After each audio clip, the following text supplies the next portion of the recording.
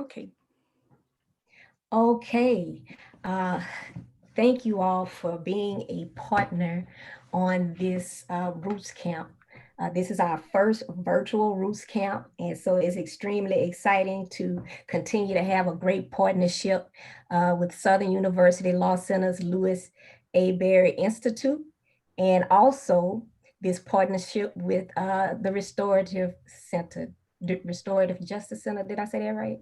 The Civil Rights and Restorative Justice Project, excuse me. Of Northeastern, yeah. Of Northeastern. It is a pleasure. I know this is going to be amazing and awesome. I am personally excited about restorative justice and restorative practices as an elected school board member in East Baton Rouge Parish. There has been some work towards social emotional learning, as well as implementing restorative practices in classrooms instead of the traditional zero tolerance discipline policies. So again, I'm personally vested in all of this, and we are excited to have you join us and partner with us on Roots Camp. Thank you. I'll turn it over to you, Shailly. I'll turn it over to Professor Goodley so she can introduce us all. Thank you, Dawn. Thank you, Shailly, and thank you, Dawn. Also, thank you to our partners, the Civil Rights and Restorative Justice Project out of Northeastern University School of Law, also the Restorative Center, and Dr. Shailly Agnihotri, so much for putting this together. You've done incredible work, and I am very honored to be in partnership with you. I'd first like to introduce our panelists, beginning with Dr. Shailly Agnihotri, who's really gotten us all together. Not call me doctor. I'm sorry. I know you hate it, but my ancestors will look at me and they will be ashamed if I don't give you your due, honey. I must. But after this, I'm gonna call you Shailly. Shailly is a friend of mine, and she's a friend of Southern University Law Center. She's the founder of the Restorative Center. TRC, the Restorative Center, advocates for restorative justice to address profound issues of individual and community disconnect. Shailly teaches and advocates for TRC's well-articulated structure of circles to create a landscape to enter the most complex human conversations. TRC uses the power of storytelling, invokes leaders and lessons learned, as well as grace of the earth's elements to reconnect. In that circle space of shared power and humanity, we can share our heartbreaks, our hopes, and our visions.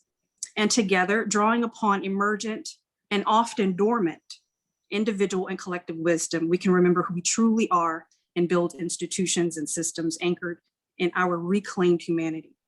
Prior to founding TRC, Shailly has spent over 25 years as an attorney with expertise in criminal justice through working as a prosecutor, teaching at Georgetown Law School, and of course, Southern University Law Center, and also as a public defender in New York.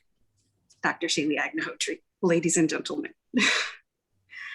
The next panelist I would like to introduce is coming from Southern University Law Center. She's a friend of mine. Professor Deleso Alford is a Shreveport native and a professor at the Law Center. She's a recognized thought leader in critical race feminist theory. Her scholarship expertly weaves stories, events, and lessons from both law, medicine, to produce new insights while demonstrating the power of her identity-inflected analysis. She's fantastic. Professor Alford focuses on what she prefers to as her stories, the unique and particularized lived experiences of women of color and Black women specifically intersecting with healthcare and research. The next panelist is Ms. Jennifer Cameron. Jennifer Cameron is the wife of a wrongly convicted man who served over 18 years at Louisiana State Penitentiary. She has also known this man since kindergarten and reconnected with him a little over 5 years ago. She is assisting him with his post-conviction claims and advocating for his release from his life without parole sentence. Ms. Cameron is a law student at Southern University Law Center who already holds a master's degree in social work from Louisiana State University. She's a Juris doctorate candidate in May 2021. Yay. And hopes to use her expertise in post-conviction work and knowledge of the prison system in Louisiana to help those her husband leaves behind when he is released. Next, we have Dr. Becky Meriwether. Dr. Meriwether is a retired family physician and public health epidemiologist. She currently serves as president of the St. Charles Center for Faith in Action, a nonprofit founded in August of 2019 to work at the intersection of faith and social justice. Becky has been working as a volunteer on criminal justice issues since 2017. On behalf of the St. Charles Center for Faith in Action, in collaboration with Ubuntu Village, she has over the last year convened an ad hoc group of experts working alongside the criminal justice system, the criminal legal system, to develop a roadmap for optimizing decriminalization, diversion, and restorative justice for Orleans Parish. Our next panelist is Mr. Kenneth Morse.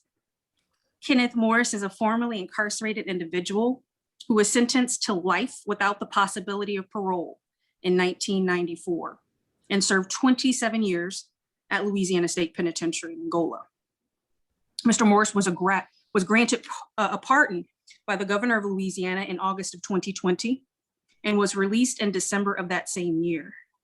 On his road to redemption, Mr. Morse earned a bachelor's degree in Christian ministry with a minor in pastoral care from the New Orleans Baptist Theological Seminary.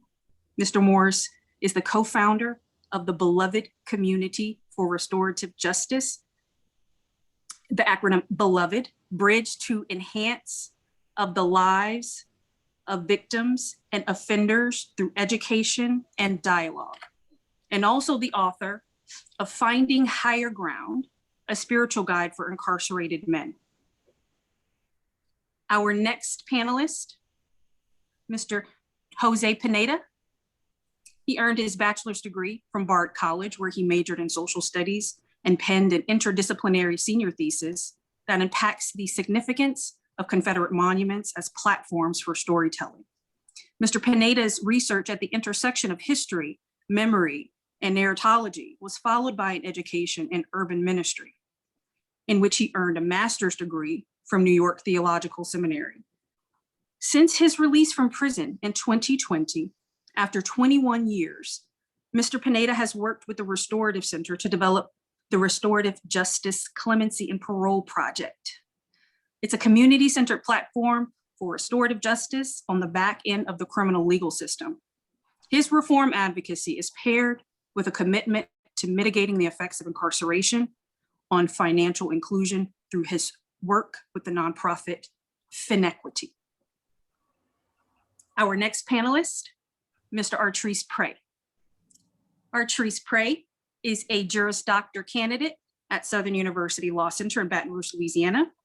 He's a registered tribal member of the Chickasaw Nation based in Ada, Oklahoma.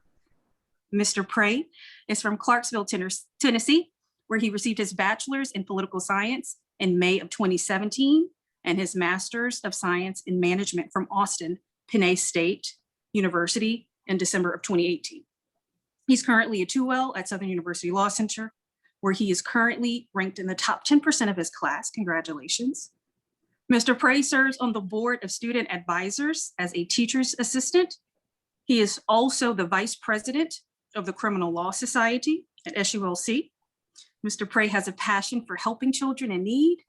For the past 4 summers, he's worked in a number of leadership capacities at Camp Sequoia in Pittsburgh, Pennsylvania. Camp Sequoia is a leading residential summer camp where children with social and behavioral disorders come to learn the social skills necessary for them to take their next steps in life. Mr. Prey will graduate with his Juris Doctorate in May of 2020 and aspires to practice in the field of education law after passing the bar exam. Our next panelist is Mrs. Vanessa Wesley. Vanessa Wesley is now retired 29-year veteran of the Chicago Police Department. Okay, congrats. After a decade of street experience in parole and tactical units, Officer Wesley has served as a project manager for CPD's Community Policing Project Office to further implement the Chicago Alternative Policing Strategy. And later for the Mayor's Office of Faith-Based and Community Partnerships. Ms. Wesley is a community engagement strategist, an asset-based community engagement practitioner with law enforcement instructor in collaboration with DePaul University's Steen Center Egan Office of Urban Education and Community Partnerships. It's not a long name. Mrs. Wesley is a youth advocate in advancing youth development, certification instruction, and has trained and certified over 150 law enforcement members in this practice. Ms. Wesley is a restorative justice practitioner and national trainer specializing in law enforcement restorative strategies and full school and community implementation of restorative justice practices. Very impressive. Mr. Raymond Wilkes, attorney Raymond Wilkes, is a legal fellow with the Civil Rights and Restorative Justice Project at Northeastern University School of Law in Boston, Massachusetts. CRRJ is a mission-driven program of interdisciplinary teaching, research, and policy analysts on race, history, and criminal justice. Attorney Wilkes manages the project's case docket, supervises its student investigators, and aids in the creation of the soon-to-be-released Burns Noble Digital Archive. His work with CRRJ includes conducting police trainings, supervising attorney investigators, and fostering partnerships with other socially conscious based organizations. In addition to his work with CRRJ, Attorney Wilkes also serves as an advisor to Northeastern University's Restorative and Transformative Justice Task Force.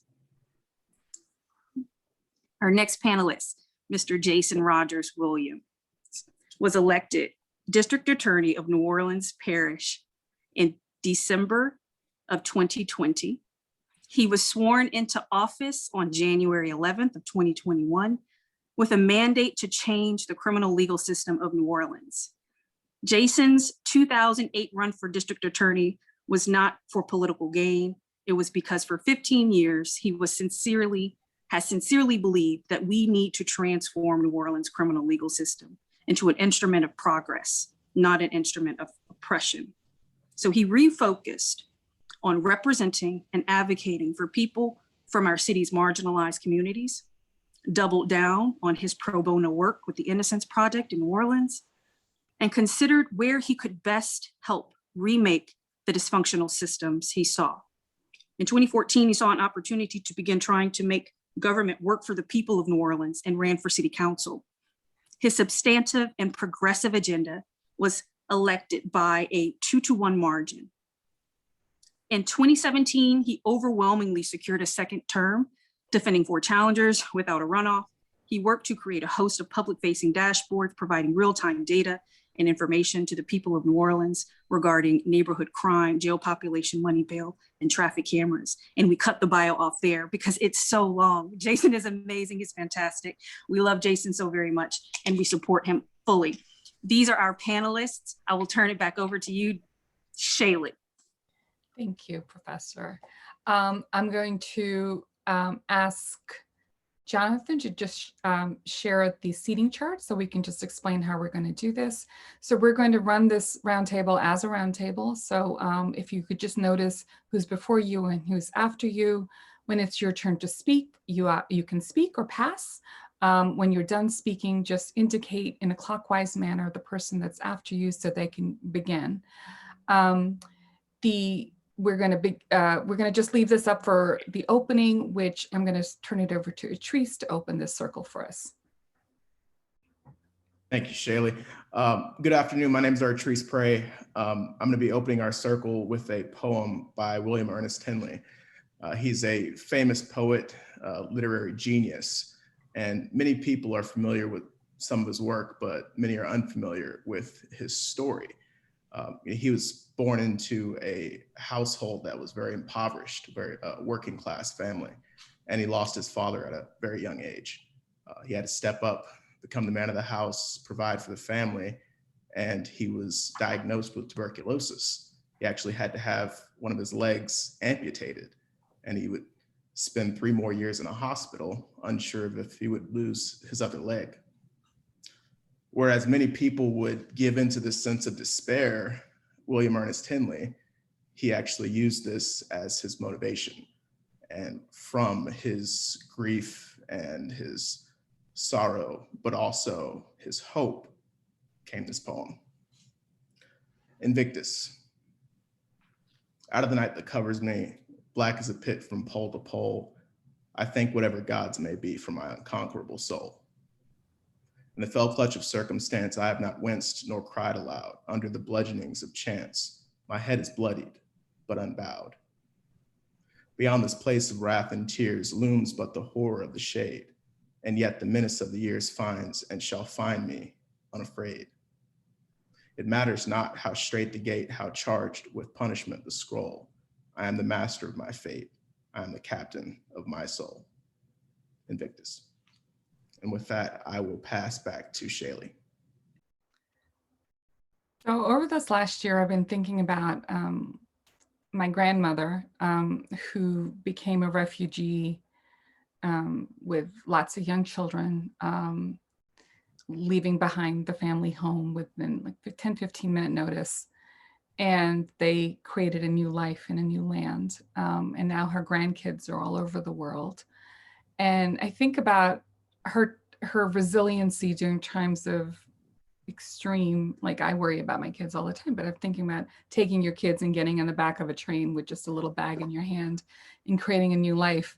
So I've been leaning on her strength and thinking about how much about her resiliency and her strength. And I always admired her growing up because she has been the anchor of the family when she was alive. So I'm just asking you all to share one at a time, if you choose, an ancestor or a lesson from an ancestor you've been leaning on this past year. And I'll pass it back to Artrice. And thank you, Jonathan. We don't have to keep sharing the circle. So an ancestor that has passed on a very good lesson to me, I would have to say is my grandfather, my mom's father. He actually passed away of COVID last year. And one of the things that he would always impress upon me is that no matter what your circumstances are, you are the master of your fate and the captain of your soul. That's another reason why Invictus is such such a great poem and means so much to me.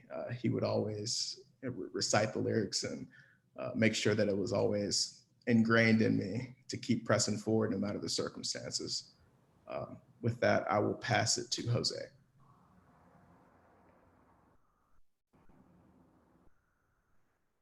I can never remember who the name of this man, but his words, I came across him in passing while I was in prison. And the truth is, he wasn't even talking to me. We were in a bullpen waiting for medical attention, and he was talking to somebody else. And he told him, he said, "One day your life is gonna flash before your eyes." He said, "Make sure it's worth watching." And I like that. With that, I'll pass to Becky. Thank you, Jose. I think I reflect on my grandmother as well, and a woman who was incredibly strong, who dealt with a husband, my grandfather, who had a serious mental illness and had to make decisions about having him go into hospital at a time we didn't have good medications for that, and managing to protect her children and keep her family together and launch each of her 4 kids off on their independent journey with strong support and a clear notion of self-worth. And I'll pass it on to Deleso. Thank you. The ancestor that has been weighing heavily on me is my father, because March 30th, 2019 was the date that he was funeralized. So this week is a week of just trying to grasp the finality of the physical burying of someone that you loved and loved you. And the strength that I'm relying on currently is his positive outlook. He had a deep, abiding faith that he instilled in me. And as things occur in my life and around me, I hear and I strain sometimes to hear his voice, a positive outlook that he would have and he would share with me. And I hold that in my heart because I know that that it gets better. So that's my ancestor that I rely on. And I don't know, I'm supposed to have one, but my grandmother is always there. And just recently, I was really trying to remember her face, and what I felt was her hand. And she had hands that were, she touched people and healed people and prayed over people. And so whatever it is that I think I'm going through, I just remember her hands over me. So, and with that, I pass it on to Vanessa.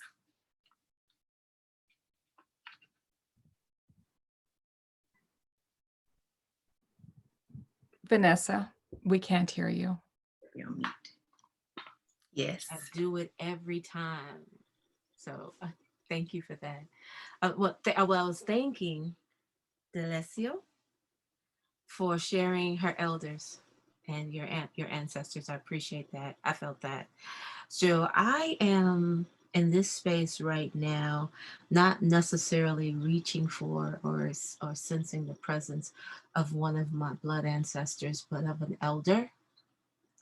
The reason that I'm actually talking to y'all, that y'all even know who I am at this point, I have a series of elders here in Chicago that are continuously raising me in all things restorative justice, all things restorative. And one has gone on, and her name is Aura Shute. Aura and Cheryl Graves began what we know now, this rich community of restorative justice practices and projects and all things restorative, but all in the sense of community.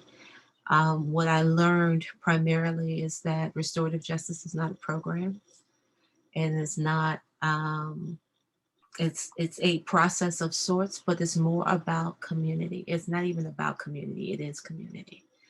And when we reach back into the history of what we call restorative justice, we see that there's an ongoing road and path to how Indigenous people created space for one another, sustain one another, and continue to heal one another.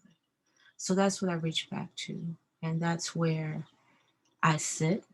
And I just like to just continually be grateful to Aura Shute for this beginning. And with that, I'll pass it to Jennifer.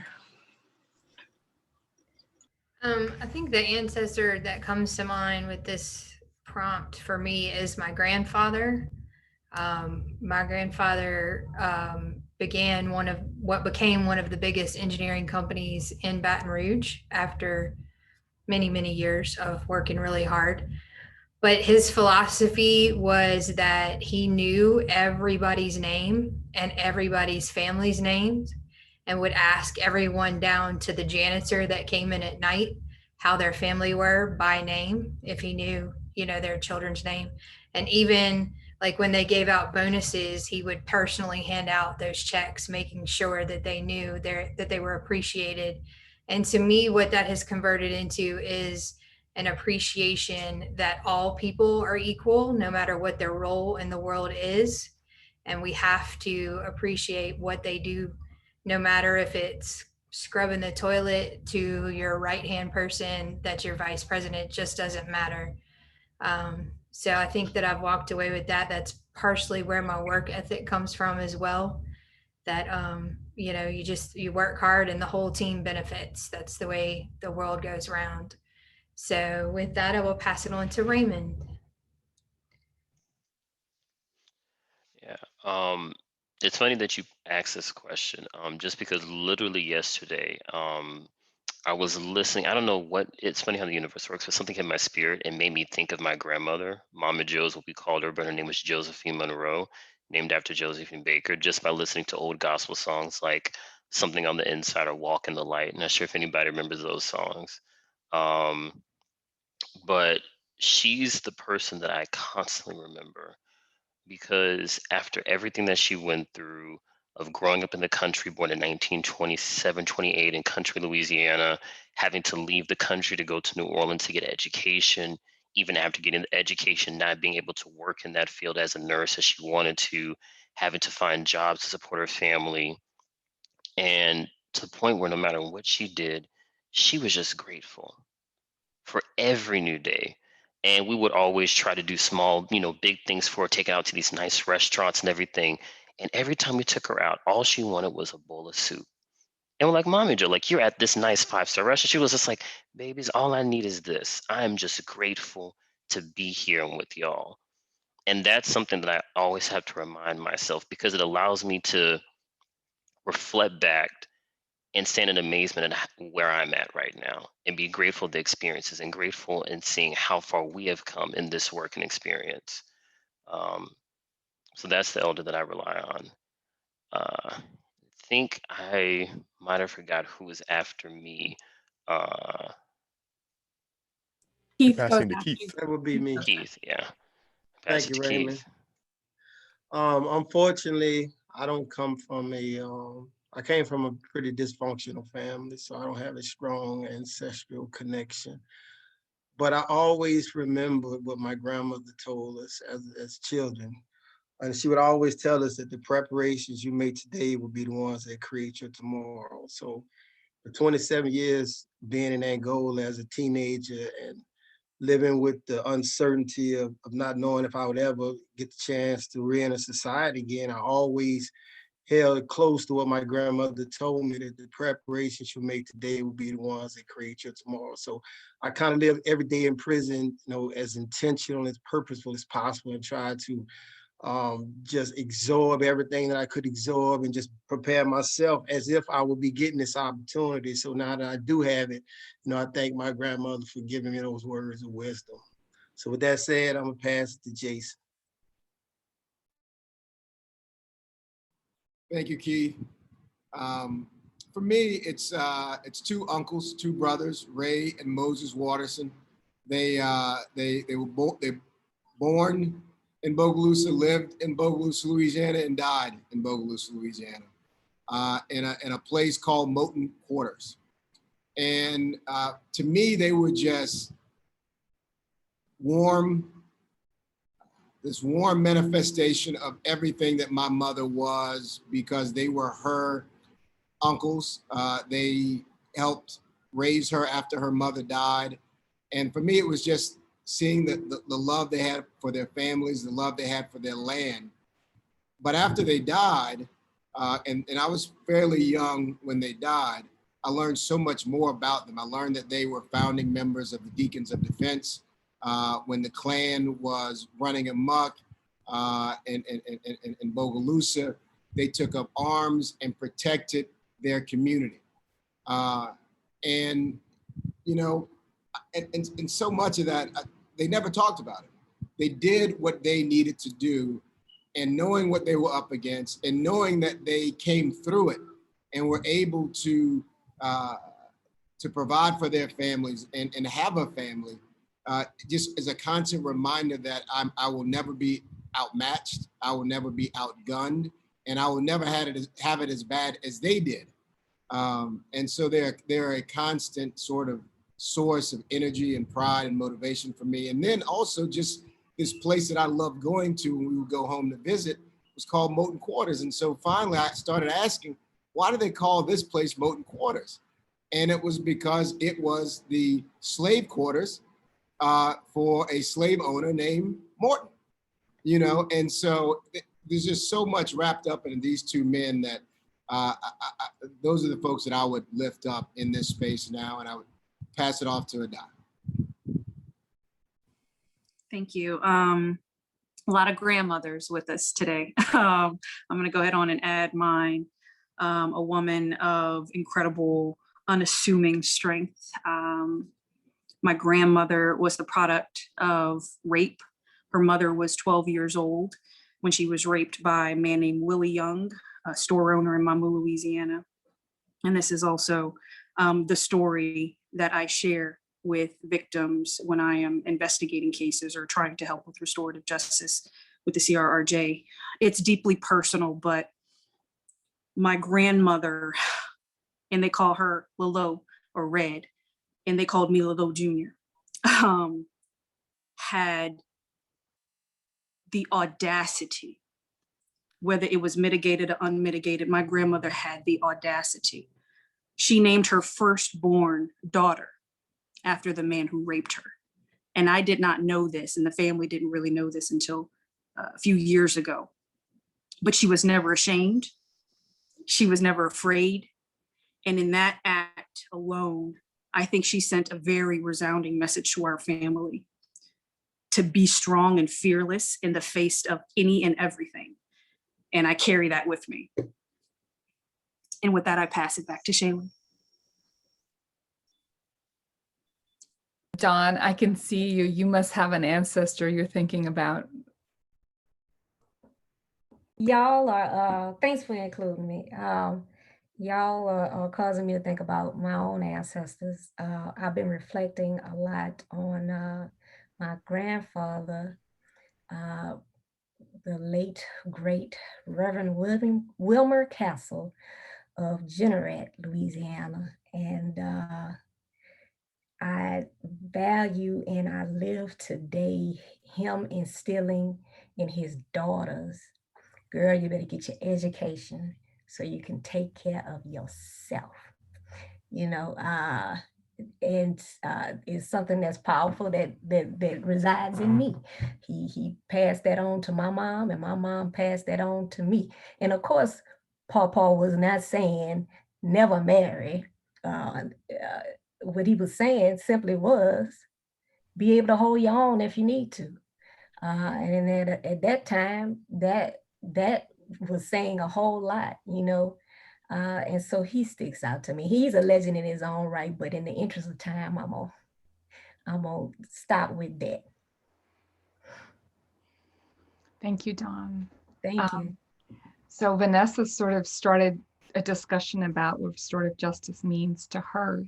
And I think it'd be great for all of us to sort of try to articulate what we think of when we think about restorative justice. And I totally want to second what Vanessa said about restorative justice actually is not about in community, it actually makes community. I feel like the experience that I've just had with you, we just touched upon the little bit of creating a landscape for conversations. But if we really wanted to dive deep into topics, I would even take more time as a circle keeper to really create a community around the amazing human beings that have gathered here. Because really, I mean, don't you want to spend more time with each other? This is an amazing group. We have so much wisdom that we can offer from our own life experiences to help navigate the path forward. So for me, restorative justice is that system of human engagement that can create structures to withstand the complexities and the charge of the conversations and the issues that arise that need space held. So I think for me, restorative justice is a path forward for a world divided. So with that, I'll pass it on to Artrice for some stab at defining restorative justice. Thanks, Shailly. You know, when I think of restorative justice, I can't help but think of all of the systems that we have in place for dispute resolution in this country and how it is so obvious that they have failed us as a community. We try to come up with more and more pecuniary ways of dealing with things that are just punitive in nature. And it's this revolving door of things that don't work. And so when I think of restorative justice, I think of an alternative that introduces solutions to problems that we've had for a very long time. And with that, I will pass to Jose. Yeah, ditto to both of those things. But the thing that I've been thinking most about in terms of restorative justice lately is that how it's something that can disrupt the power structures that ordinarily keep people separated and keep people feeling like you're a part of one group and you're a part of another group. And as a result, it just seeks to perpetuate the inequalities, you know, and restorative justice has the power, in my opinion, to create these communities where people are just relying upon their shared experiences as human beings in this world. And when you do that, like all the barriers and all the finger pointing just seems to dissolve, you know, and to fade away. So that's something I've been thinking about a lot with restorative justice right now. And with that, I'll pass to Becky. Thank you, Jose. I think for me, restorative justice is really about living faithfully with others in community. And it's about a two-way street or a circle, about acknowledging harm when I have done harm, even if I didn't intend or realize it, and taking ownership for that and trying to heal the harm. And it also means creating an open space when I have been harmed to allow others to do that for me, and to really, in that doing, to recognize that there is that of God in each person, and that all of us are worthy of respect and of the opportunity to have a second chance and to be given the chance to come back into full relationship and harmony with one another. And with that, I'll pass it to Deleso. Okay. Did I take out? Wanted to make sure I was not muted this time. I've been thinking a lot about restorative justice in the context of what I tend to ask people to do. And I tend to ask people to acknowledge lived experiences. And what I've been thinking about is restorative justice has the potential to do more than acknowledge the lived experiences. Restorative justice has the ability to feel the experiences of others. And that feeling is moved to action. And the type of action that occurs is the type of action that shows us, society, what humanity looks like. When we reference the ancestors, I spoke about my grandmother, when I reflect on this definition of restorative justice, I think about what my grandmother said. Oftentimes people say, treat people the way you want to be treated. My grandmother said, treat people like people. And over the years, what that has meant to me is that sometimes people don't know how they should be treated. So what this means is that restorative justice as a modality can define how and what humanity looks like. And with that, I will pass it to Vanessa. So I don't think I have the brain space to really encapsulate all that restorative justice is. I'll start from where I was taught, which is the work that was done in bringing people together with Mark Yancey. But for me, it's much bigger than anything criminal justice system. Yeah, that's crazy coming from a police officer, right? It's bigger than legislative or legislating stuff. It's the Palava huts in Africa. It's the roundtables in Ireland. It's the conferences that come out of New Zealand. it's about how people are connected. So it's much bigger than any one definition that I can give it. But for me, I look at it as how we as community are stronger together than we are separate. And when I think about some of the stories that I've heard from indigenous communities, that, you know, we need everybody. That means that the best part of me is connected to the best part of you. These tribes, these peoples on all these different continents that have not been westernized, they need one another. So when something happens that separates one from the group, then the group suffers, the tribe suffers, the village suffers. And that's what I see what's going on in our community, that there's been a separation of key members of different villages and neighborhoods and communities. And once they're taken away, then the community suffers. So the ability to restore them back where they belong is what restorative justice is to me. And that comes through a legal system, that comes through a community realizing the value of what's lost, that comes with the general maintenance of a people. It comes when the palava huts are open and people have an issue and they bring it to the elders and they bring it to the tribe and they say, how do we fix this? And they fix it together so nobody loses. That's what I think restorative justice is, sans the 1972 label of restorative justice, and then the money that came from the lawyers, and then now it's the next sexy thing and people trying to figure out what it is. It's about the village being whole. And with that, I'll pass it to Jennifer. Oh, my goodness. I'm like overwhelmed. I'm over here like with goosebumps.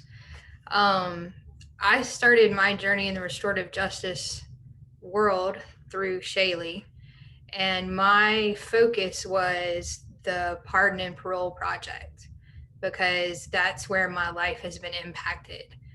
I tell people all the time that when I started walking in to the visiting shed at Angola, I had no idea what I was walking into. I was raised as they belong over there, they did something wrong, we're going to lock them up forever.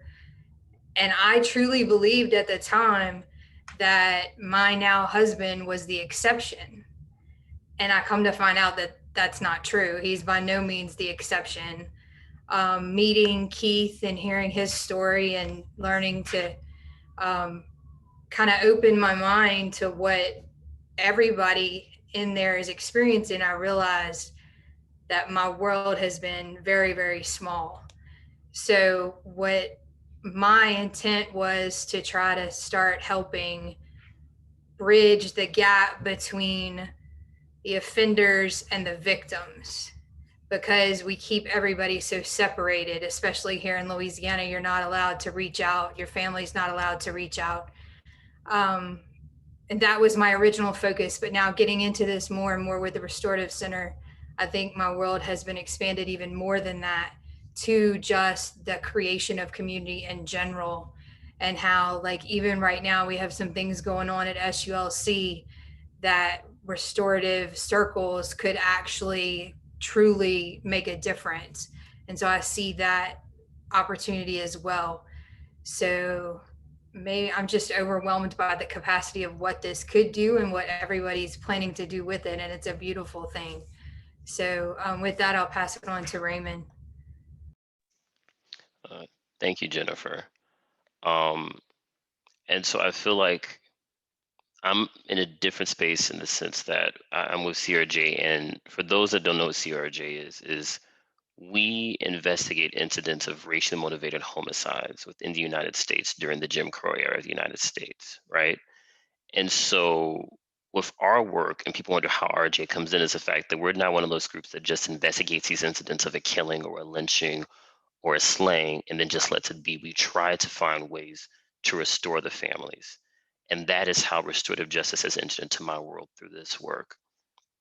And so we view restorative justice as a process in which the affected parties, those have endured a harm, which really are the descendants and the community and other members of the community, who also are the very institutions that cause the harm, are able to sit together and acknowledge that a harm has taken place and begin a process towards reconciliation. Though for historical harms, we feel that this process must be driven by the descendants and community members who have been affected. And it should be crafted to foster a place of accountability, healing, memorialization, and reparations. And there's various ways that this can take place. And so I think, to me, restorative justice in some means that it can deal with harms that have taken place today and also begin the conversation on historical harms as well. And with that, I'll pass it to Keith. Thank you, Raymond. First of all, I want to say thank you, Vanessa, for your definition. It was so well, eloquently put. For me, restorative justice, I think it speaks more to my current situation, what I've just experienced, and knowing that I was a beneficiary of a family who had forgiven me for taking a life. So I was an offender who benefited from someone else's choice to forgive me. We have yet to have that restorative conversation, but I'm thankful for their forgiveness, and I look forward to the possibility of one day sitting and having that roundtable discussion with them where we can sit and dialogue. But restorative justice to me, it's about creating a healthy space where people can explore their common humanity, and a space that kind of meets the needs that's been created by an offense, and facilitate some type of healing and accountability. So with that being said, I'm gonna pass to Jason. Thank you, Keith. When I don't use the term criminal justice system, I call it the criminal legal system because there's very little justice in it for so many people. It mass produces convictions. It gives long sentences. It takes lives, and none of that does much of anything to restore victims, survivors, or their families. I see restorative justice as justice, simply. It is not only the restoration of a victim or survivor, but it also restores the humanity of the offender, because that person gets to discuss whether it be root causes or what happened in their life or what was going on that day. And it is one of the few places in the criminal legal system where humanity is re-injected, and we don't just talk about amounts of time and money, but we talk about the why, the what, and the who these people are, the harm that was caused. And I believe that it has a place in large and small crime, in serious and minor offenses. And it really is the only thing that can provide closure to victims early on in a process. And that is just, is so valuable to our own humanities. And I will pass it to Ada. Thanks. Yeah, defining restorative justice is super difficult because I've been exposed to the healing, the circle process, and also to the work of CRRJ. And I could tell you, for me, working with the CRRJ was probably the most tangible restorative justice that I was able to find, because through the work of healing with those families, because exposing what happened, the tragedies that happened to their family members, it unearths a lot of trauma, a lot of hurt, and a lot of pain. And, getting direction from them as to how to remedy this pain it's huge. And it asks people to be very honest of themselves. And so that's how I think of restorative justice. It's that bridge that connects what is reality to possibility. And that's only possible through humanity and vulnerability and truth telling. And I have seen the power of that when we get families who completely do not want to have anything to do with reviving a tragedy, such as the lynching of their parent, go from complete rejection to, I want a street sign. I want a street renamed after my father. I want a marker. And then the community being able to see, oh, the city is now acknowledging this history. That is also empowering to them. That is also healing to them. And so I try to not define it, but if I have to define it, I'm going to say it's the bridge that connects reality to possibility. Dawn, you're up. Okay, it is difficult to define, but I'm gonna, if you don't mind, broaden things a little bit and be more personal. I already shared my perspective of restorative justice and restorative practices as an elected school board member, but I think the power restorative practices has, I think it's important to lift up the personal aspect. Hindsight 2020 as a single mother.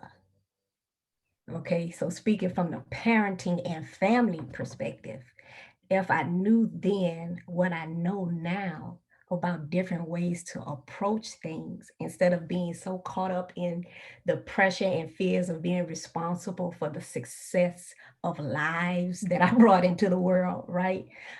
Without the myth of the strong Black single mother having to be extra tough, kind of almost like that zero tolerance policy in schools, with the discipline policies, etc. I think restorative practices has the ability to make broader society as well as our personal life experiences more worthwhile, more less stressed. It causes us to step back and reflect. As one of the sisters said earlier, when somebody comes at you a certain way, do I need to take it personal? No, maybe that person is having a bad day. Let's make some space for that. Maybe the person wasn't having a bad day. Maybe they just intentionally wanted to come at you. Let's step back and make some space for that, because 9 times out of 10, there was something deep down that was not right for that person. And so for me, restorative practices are very important on a broader level. And I often reflect on this simple notion of the golden rule, which somebody mentioned one of their ancestors instilled in them. You didn't use the term golden rule, but that's how I interpreted it. Across religions, the golden rule exists. And if people could just practice a little loving kindness, whether it's in their professional life, their personal life, or their advocacy work, then using tools and use from restorative practices and advocating for restorative justice will be a whole lot easier and maybe not even necessary because people would just then operate as they should. And so I just wanted to lift up that more personal perspective regarding restorative practices and justice in our own homes. I think that's a great way to keep talking about this for this. The time is so fast. So my personal, thank you for starting this conversation about a personal mission with regard to restorative justice that we can all share, that we're sort of wrestling with. For me, there's things I'm concerned about. Sometimes the term, I think, restorative justice. And I think Jose sort of mentioned this. Sometimes the term is actually used to keep the systems in place that are intended to be reformed. So I'm often concerned about the co-option of this potential of restorative justice by systems to actually maintain their power instead of feeding the true potential of restorative justice, which would be the connection that we've all talked about in the reclaiming our humanity. So that's something that I feel important for me to speak about. And it's just a very simple case that happened in, wasn't simple, but an issue that happened in New York City where it was like a national case. The bird watcher called, a dog walker called the police on a African-American man who was bird watching, and it was a false police report. And the DA's office just dismissed the case last month, and they called it restorative justice. Basically, she got 5 sessions of therapy, individual therapy, and they called it restorative justice. And I spoke out against it because not against the decision, but against the label of restorative justice, because I think the idea that this perpetrator, this accused, was getting a therapy is fine, but let's not call it restorative justice, because at the ultimate goal of restorative justice would be community conversation, and the people that are affected, including the community members that were very upset about this incident and the false police report, their voices would have been in the mix, and there would have been a sense of some equity at play instead of the opposite, which is the sense of unfairness once more from the system. So that's something that I do want to focus on. I want to understand the beauty of the potential of restorative justice and not let it be co-opted. And the other things that I'm really interested in are teaching a model of community-based restorative justice. And we're having trainings in the end of July at Southern, and I'm hoping that you all will join that. And then we're also putting together a conference in the first week of December where we're going to share some academic work and writings and presentations about, so we can build a body of knowledge around restorative justice and its application in the manner that we've all just spoken about. With that, I'd pass it to Artrice. Thanks, Shailly. One of the big things about restorative justice, and Professor Agnihotri was just speaking to this, is that it's being misrepresented in many facets of society.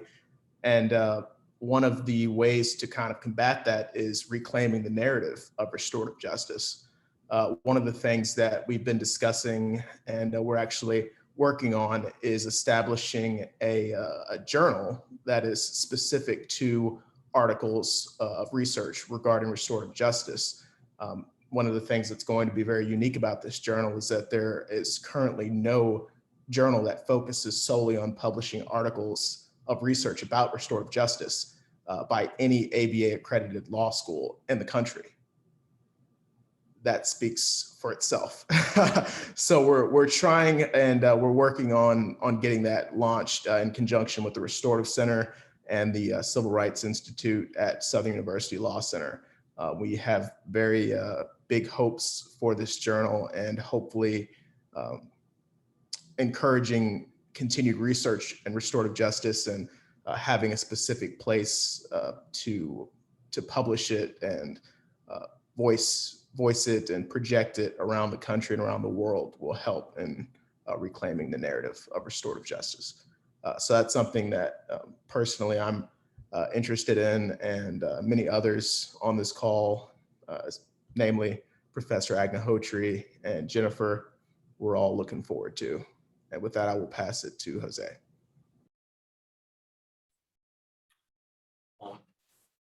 I got denied parole twice. And on my third parole board, the parole commissioners asked me, if the victim's family was here today, what would you say to them, right? And I told them, I said, I didn't feel that I had the right to say anything to them. But if I could speak to them, I would want to know, what can I do to help you here? Because I understand and I can empathize with the impact my actions had on them over 20 years ago, and how, having someone you love violently taken away from you in such a sudden fashion could cause trauma. But I never really was able to wrap my mind around how the ongoing uncertainty of what happened, because I was the only person that knew what happened aside from the person that I killed. And his family has had to live with that for this whole time. And so for me, I felt like that was one of the most prominent things that would be on my mind, right? So when I came home, I made that parole board. And when I came home, I returned to a community in which I left. So yeah, I had plenty of people supporting me, but there was also the person whose life I'd taken, family, lived 10 minutes away from me. There's still a bunch of friends and family in this area who I could bump into at any given day that are not happy about what happened and me being home. And so what I want to promote in terms of restorative justice is in the reentry field, because there are many people like me who want to be held personally accountable to the people that we hurt, who have a genuine drive inside them to be held personally accountable, not to a justice system or to a DA or to a judge, but to the people that have actually cried the tears that we caused. And there's no space for that except for some happenstance meeting, at a supermarket or something. And I want to be able to have a conversation, and people like me want to be able to have a conversation about what happened to help people get past it. Because I believe that when you put one person in prison, you put a piece of everyone in prison. And if you don't ever reconcile why that happened or what happened, that ongoing lack of closure is only just perpetuating the harm, And so for me, it's like restorative justice has a role, not only as an alternative to incarceration, not only as a possibility of mitigating punishment and sentences, but also on the back end and facilitating closure that has never been offered to people who have experience with the criminal legal system from the 90s and all of that. So we need to be really thinking about how restorative justice and reentry can help to create a healthy environment for people coming home to be successful, and for the communities that are welcoming them back to not be afraid and to recognize that the role of formerly incarcerated community members is not fixed by who they were 20 years ago, but by who they are, and have become over time. So with that, I'll pass to Becky. Oh, thank you, Jose. You bring up how our criminal legal system just doesn't work for anybody, the people who were harmed or the people who caused the harm.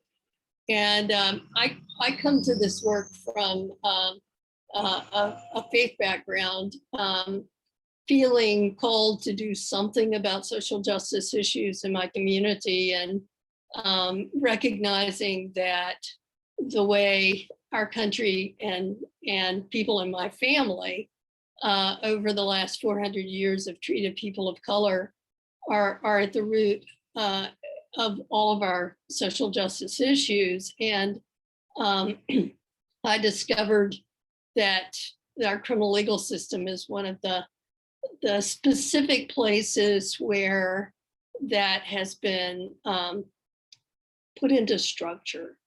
And in my own efforts to try to address that, I discovered restorative justice. And I'm a neophyte. I'm an admirer of restorative justice.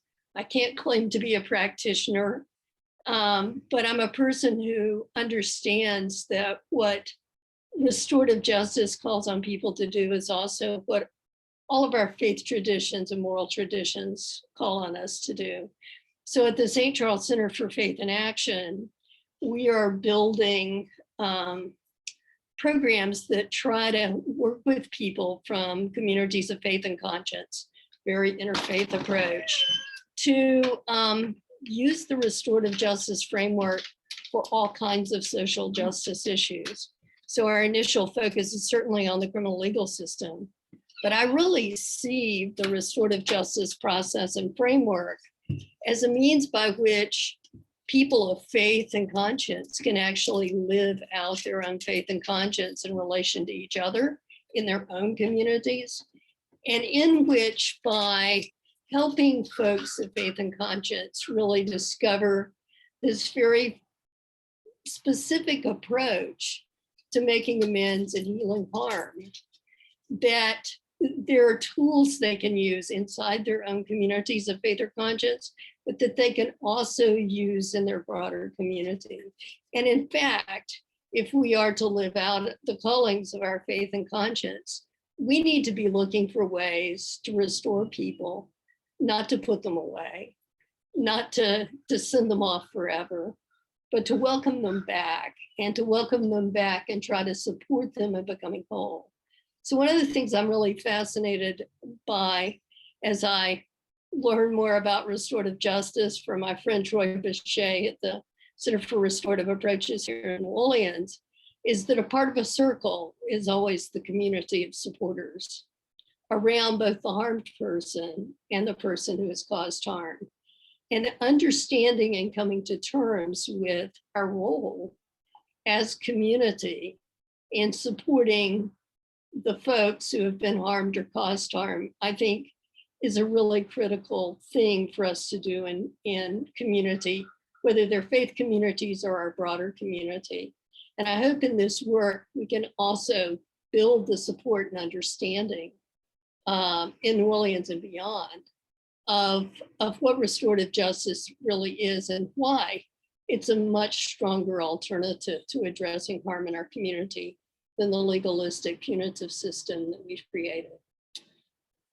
And with that, I'll pass it to Deleso. Okay, thank you very much. I'm just humbled to hear the work, the depth of the work that everybody is doing. For me, the outcome of restorative justice is one that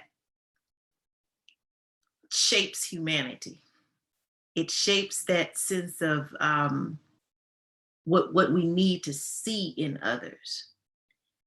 And where I enter into this, I guess this movement is in an educational setting.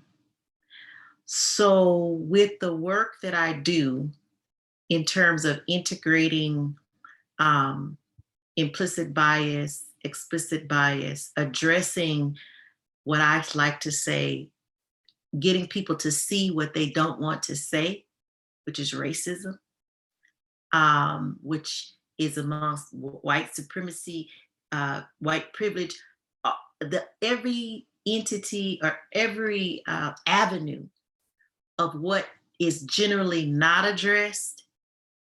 What I feel that my work does is to provide the venue to impact the next set of decision makers.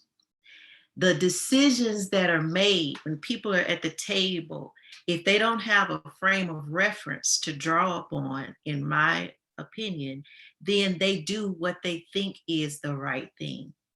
But what restorative justice has the potential of doing is humanizing what is right and what outcome we want to see. So if that could be accomplished in a professional education setting, which I do by integrating it within the curriculum, for me, it makes for the shaping of the next decision maker so that they can come to these various conclusions that would be righteous in light of what is justice.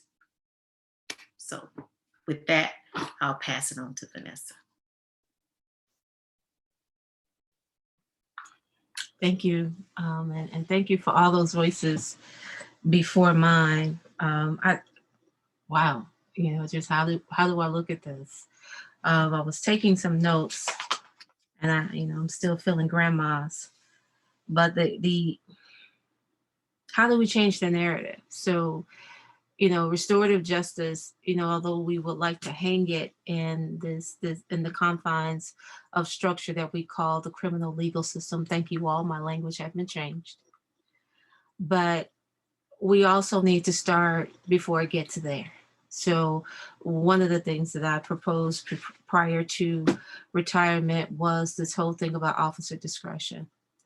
And the interesting part about this work and in the structure of that legal system is the people that activated at the gates, the gatekeepers, the officers, many of them wish they had other ways of managing the conflict. But the only tool that we've given were the bracelets. So if that's the only tool you have, that's the only one you use. So when I think about, as we broaden this scope of restorative justice, I think we need to look at, or I'm hoping to look at, creating restorative communities, because we're here, we understand it, we're practitioners, but my neighbor down the street kicking his back door and take his 70-inch TV, he is not going to be talking about, let me sit in a circle.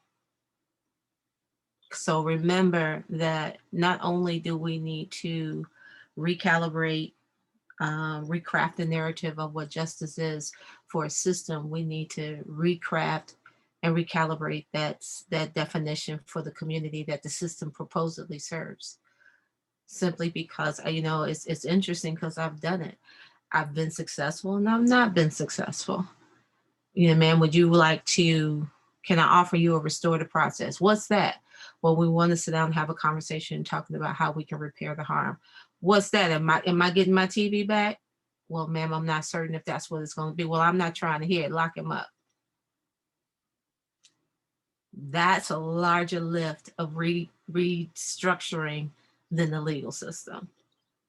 So I'm hoping that we will rise up to the community level so that we can actually see different outcomes and don't have to depend on a system to do that. And with that, I will pass to, I'm gonna memorize this, Jennifer.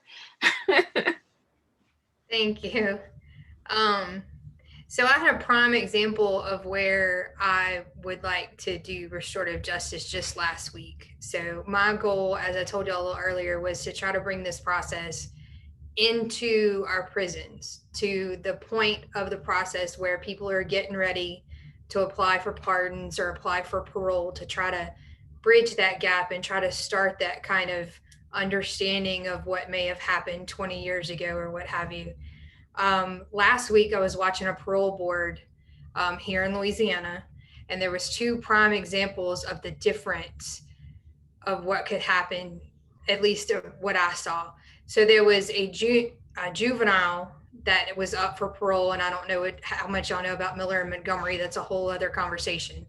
But this man had gotten parole eligibility when 24 years ago, when his crime occurred, he would not, that was not even supposed to be on the plateau, like he wasn't even supposed to be on the table. And his victim spoke, or a family member of his victim spoke, and she kept saying he's never reached out to the victim program. There's a newly instituted victim program here in Louisiana, and I believe it's fairly new because I believe Mr. Abbott started it here recently. But all along, they're told you can't reach out to your victim. Yeah, you can send a letter, but whether or not they ever get the letter, that's up to them. So, but she was trying to use it against him to prevent him from getting parole, saying that he'd never apologized to her family, even though you could tell he had a lot of remorse when he was speaking. He's done some extra classes in Angola to try to understand the victim perspective. But see, because he's a juvenile and the Supreme Court said you can't hold that against him, you have to look at what he's done since he's been in prison. They couldn't stop him because there was no legitimate reason other than the victim saying, I'm not over it, to hold him in prison, because his jacket was almost perfect. He had had one write-up in like 25 years. On the other hand, there was another man who was not a juvenile, who, as soon as his victim started speaking, you could tell that the parole board members were automatically at, oh, he's not going anywhere. Like you could see it on their faces. And to me, if we could bridge that gap beforehand, before they get to that point where they're still, that what that victim was asking for, I wanted him to reach out. I wanted him to tell me that he regrets what he did, and not in this Zoom meeting right now while he's trying to get his freedom. That's been my focus. So my research in the fall was focusing on a little bit of what Shailly was talking about earlier, how they corrupt this idea of restorative justice. And I looked at all the legislation state by state as to how the term restorative justice was being used, and it is being corrupted. It's being used against people constantly. Oh, you didn't go be part of this restorative justice panel as part of your parole, so now we're violating your parole and we're sending you back. When there was actually an incident where the head of the restorative justice panel was the friend of his victim, and there was an issue there, and he wanted to be sent to a different panel, and instead they said, nope, we're sending you back to jail. Stuff like that has to be addressed ahead of time before this can truly be, I guess, successful in the criminal legal system. My vocabulary has changed today too. I love that. So that's what I would like to see. I would like for, that a little bit ahead of time, not quite like, I know where Jose is and I completely support that as well, but a little bit before they come home, to try to bridge that so that you don't have that victim opposition for people who've been down for 25 or 30 years and have completely turned their world around, but yet because of that victim opposition won't ever be released. A prime story of that is Mr. Montgomery. If you ever think about it, research his story because it's very, very sad. But I think that's everything I wanted to say. Sorry, I got a little carried away there. I will pass it on to Raymond. Thank you, Jennifer. I guess for me, with the concerns with restorative justice that I'm mindful of, and again, it comes from maybe my side of being in the academics, is recognizing that one of the components to restorative justice that is necessary in this sacred space is truth telling. And it's something that I feel isn't truly valued or appreciated or affirmed. Because the truth is, in order to reckon with this country and to move forward, there has to be a truth telling of the historical harms that have taken place within this country. There has to be an awareness and an acknowledgement of the fact that Emmett Till was not the first Emmett Till, nor was he the last, right? It has to be a recognition of the fact that there was not just one George Floyd, right? And that's what our research has shown, is the fact that literally we were researching, trying to write an article about the George Floyd incident that took place in the summer of 2020. And guess what? We ran across a victim named George Floyd, similar age, died under similar circumstances in 1945 in St. Augustine, Florida, right? Both minor charges, both killed in a matter of minutes. And what that shows is that there isn't a full understanding of what this country is and the role that these institutions have played, right? But at the same token, in these spaces, there has to be acknowledgement of the truth on the other side. CRJ, we conduct police trainings of officers, in which it's called Historical Injustice and Present Policing, in which we bring this information to police officers to help them understand the distrust between the communities they interact with and how to build those relationships. And my time with officers has let me learn the truth of officers that people don't really speak to. And that's the fact that people don't understand that the percentage of suicides among police officers is steadily rising every single year. That's something that people don't know about. So you're asking for these people who are dealing with their own traumas and incidents to come into communities that are dealing with trauma and incidents and expect things to go well. That just doesn't make sense, right? And so this then, when you begin valuing the truth telling, allowing the truth telling to take place, like the journal that Southern is trying to release, the papers that people are trying to going to the communities and recording these incidents, it then begins the public to truly examine, such that, when Vanessa talked about that example of the woman's like, well, are we going to lock him up? You'll be able to sit high and look down low and ask yourself, what do you really want? Do you want accountability? Or do you want to punish? Because those are two separate things. And a lot of times people they say they want punishment, but in truth, they really want accountability. And what we all have seen is that the criminal legal system does not truly provide the space for accountability. Accountability is to say that, yes, I did this and I am sorry for this. Why? Because the criminal legal system makes that an admission of guilt. And why would someone want to admit that in a system where guilt can sentence them to life? And so for me, I feel like the concern that I have is ensuring that, and I'm kind of got on a rant, but that truth telling is truly centered and appreciated, such that we can then go to the public and say, what do you want? Accountability or punishment? And I think that's a question we have to have even moving forward with the upcoming trial of the officer who killed George Floyd. What really is that trial going to provide us? What really is that going to do for the community? What really is that settlement going to do regarding the community, right? And those are my concerns of restorative justice. And with that, I pass it to Keith.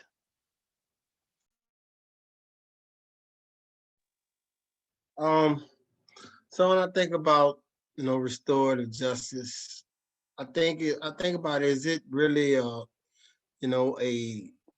policy problem, or a people problem? And it speaks more internally, inherently as a society. We have a problem with how we deal with conflict. And I think it's just easier for us to not deal with the conflict. We walk away from it. So we say, let's lock them up, let's throw away the key, but there's no closure in that process.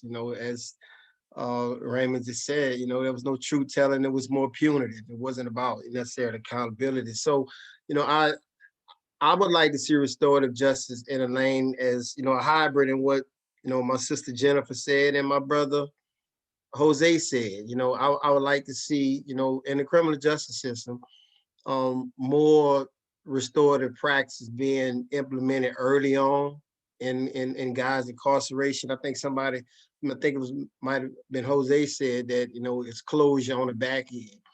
Well, a lot of times people never get that closure because it was never offered on the front end, then they callous on the back end to that closure.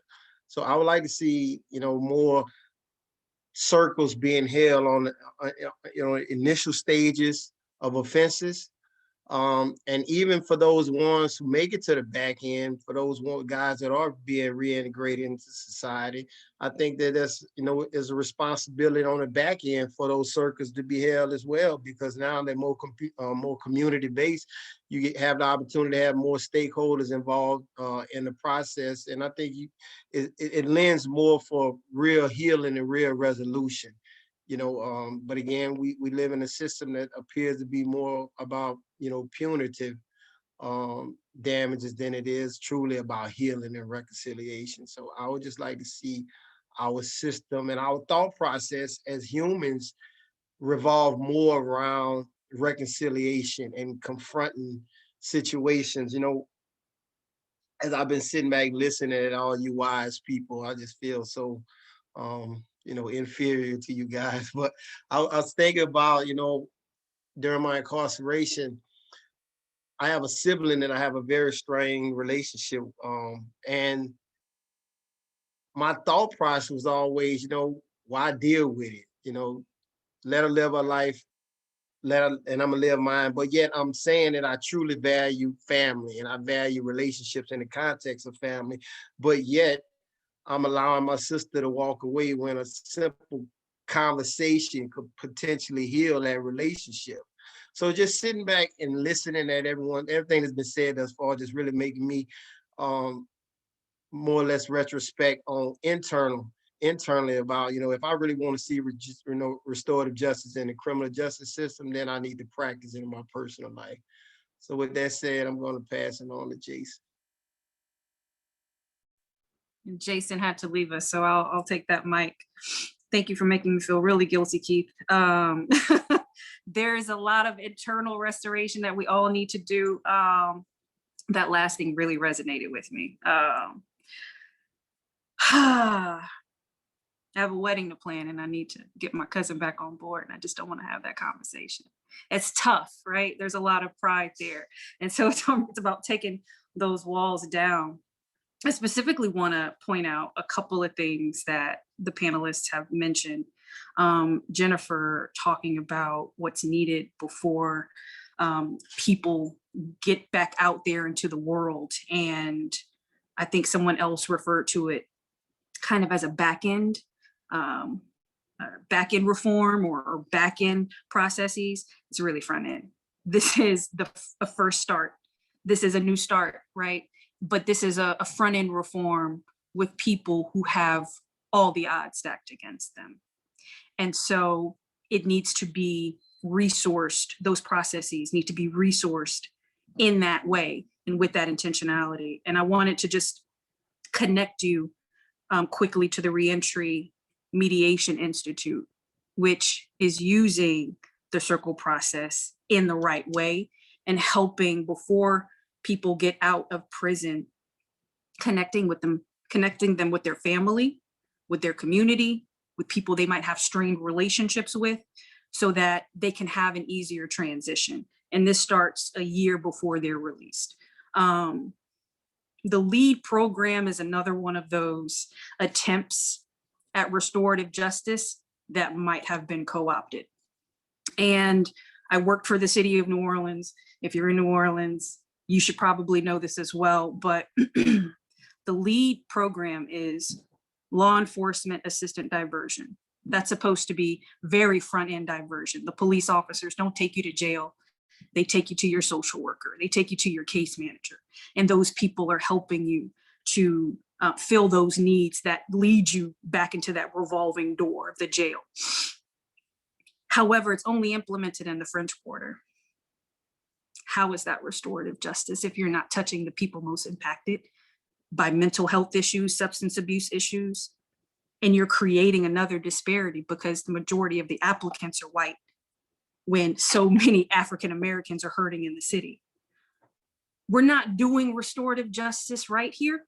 We're trying, and it could be better. What my hope is to do is to help change that narrative, to help understand that we don't need to put additional barriers in the way in order to achieve justice for people or healing for people. We really need to have less, really need to just get down to the need. What does that person need? What caused them to cause harm? And what does the person that received the harm need? And what are their stories? What are their shared experiences that they could find commonalities on? But really, how can they just see each other as human beings? And when we take away the walls of incarceration and all of the problems of the criminal legal system, and we get down to who they are as people, I think we can start to affect real change. That's where justice is. But we have to really begin to implement it in our everyday lives. Jennifer also mentioned something that's happening at the law center. And this is something that we're very much involved in and paying attention to. And already we've had a conversation with the chancellor, and we want to use a healing circle for this particular issue. We want to gather around the students and the faculty to figure out what is contributing to this climate at the law center. When students don't have the ability, and I talked about this yesterday just a little bit, but when students don't have the ability to process everything that is going on top of their studies, you don't have a healthy person, and you're not going to have a healthy advocate. And so we really need to be putting this into practice right now, especially with the people that we hope to be advocates for our vulnerable communities, people who are supposed to be, putting on these healing circles. If they're not healthy themselves, we just have to do more. And so we're working to figure out how we can make healing circles mandatory for faculty members and maybe some students who really should take part in those particular conversations. Another thing that I wanted to mention was the street and restorative justice in the street, and how whoever you are in whatever capacity you work, we need to be making sure that we're taking care of the people who are trying to take care of their communities. And that means, for example, all of the activists that were involved in Baton Rouge in 2016, need to have some healing. They need to have restorative justice there. The police officers that were involved, the children who planned a peaceful protest with the police, and then the police showed up at the end of the protest heavily militarized. Faith leaders have injuries to this day from being tackled in the streets. Young activists are forever scarred by things that happened then, but the city is calling for calm and calling for peace. When we don't go back and acknowledge what happened, the truth of what happened, not the narratives that they wanted to lift up to paint themselves as just public servants.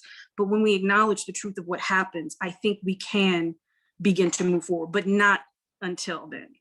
And that's what I've learned through these cases of racial violence, working with CRRJ, is that police departments across the country often implement community policing programs or programs where they try to connect with the community, but they have yet to acknowledge the inherited trauma. The uniform that they wear means that you have inherited the trauma and all of the racial violence that police departments have enacted on that community. Until you do that, until you acknowledge that confrontation, that reckoning, things will not improve and all of the efforts will be fruitless. So restorative justice isn't just an alternative, it really is the path forward in a lot of communities that have been ravaged by lynchings, and we're just not talking about it. We just had a conversation this morning with my fiance about my high school, my Black and my white prom. I never went to the white prom. I am 37 years old, and we have not ever discussed how hurtful it is to be segregated in your school. You can only vote for 4 Black students. You can only vote for 6 white students. You have a Black homecoming and a white homecoming, and that's normalized. And this is in our lifetime, and we're not reckoning with that. When we do, and I have seen it happening through conversations on Facebook, thanks to this wonderful world of COVID. But I recently got to experience a conversation where people were talking about this. And I wish there could have been a circle process, because it would have been even more impactful. But just talking and saying, this is how this made me feel. This is how I saw myself having to be segregated from my white classmates or from my Black classmates, was so, I don't want to say healing for that person, but it was healing for a lot of people that were able to hear that and able to identify with the pain that it actually caused.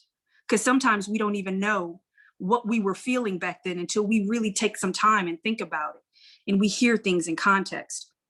So I've seen the power of restorative justice in a lot of different avenues, but I see that it is needed in so many more areas, not just of the criminal legal system, but in our communities, work, our activists and our advocates.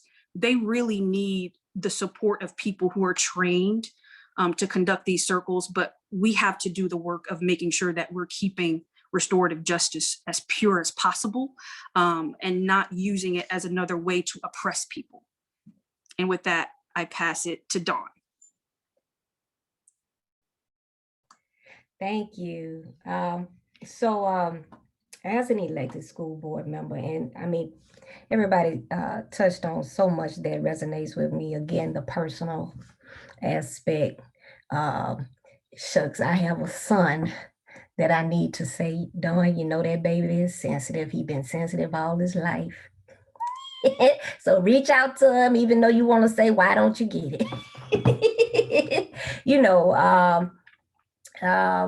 Sometimes there are some sensitive conversations that we need to just go ahead and have with our own loved ones. As a school board member, it's my job. One of my jobs is to set policy. And so then we talking about restorative justice and the incarceration system. Then quite naturally, from my perspective, what's important to me is the school to prison pipeline. So East Baton Rouge Parish School system has taken some major steps and implemented started some training and implementation of restorative practices in about 24 of our 80 schools. So that's a huge step in the right direction. But from my perspective as a school board member, I realize we need to take it a step further and deal with addressing the policies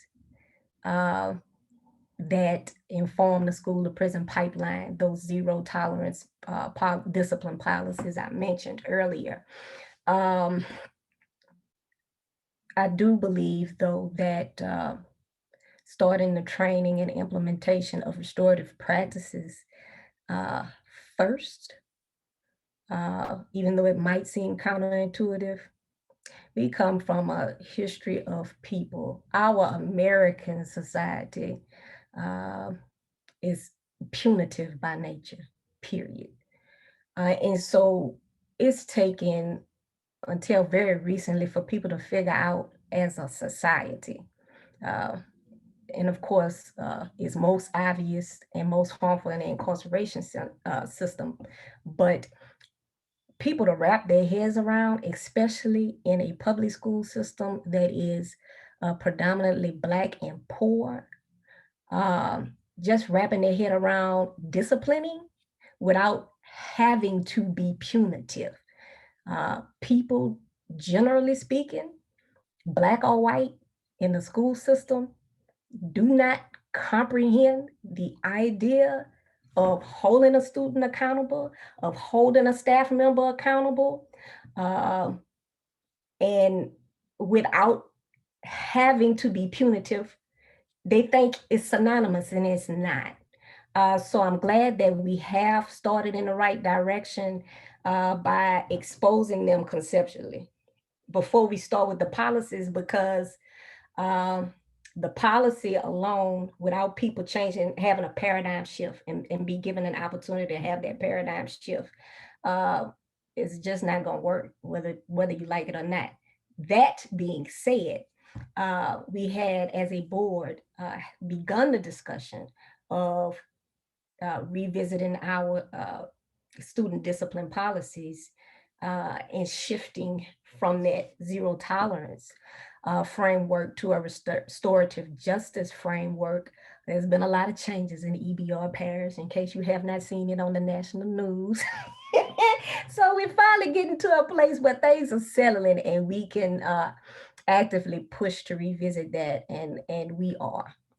It's my personal mission, and I'm saying it in this setting on a recording, that as Madam Vice President of the East Baton Rouge School Board, EBR school system will reprioritize transforming our discipline policy. And so I'll keep my comments short and sweet. I wanted to say to anybody listening, the question and answer area is open now. I'm going to close out the circle and with a quote that I really love. I found this in this in this book that was written in the 70s about architecture. It's called A Timeless Way of Building. And it just sort of talks about how structures in homes and communities either support a full experience of life or restricts it. And I just thought this quote sort of says what I want to say about the structures of restorative justice. It's called Patterns Which Are Alive. The specific patterns out of which a building or room is made may be alive or dead. To the extent they're alive, they let our inner forces loose and set us free. But when they're dead, they keep us locked in inner conflict. So this is for us building together. I'm learned so much in this conversation. I'm so grateful for all of you wisdom. And if anybody has any questions and answers, please let us know. And we will stay as long as we can. And Jonathan is monitoring the question and answer area. So Jonathan, let us know if there's any questions. You got it.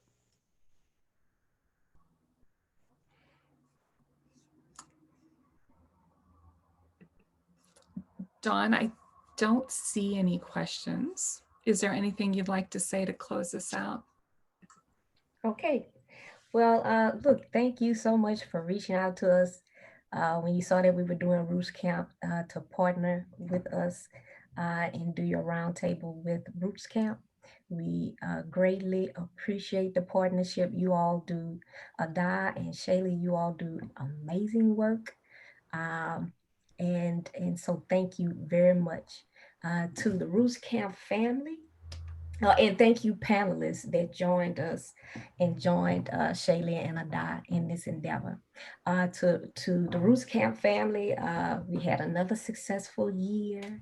So let's see what we're gonna do in year 12. We will move locations. We usually, for those who don't know, we'll go from different spots across the state. And we've been in Baton Rouge for a couple of years. And so we are going to visit another city to be announced soon for the 2022. Look for the updates in the emails.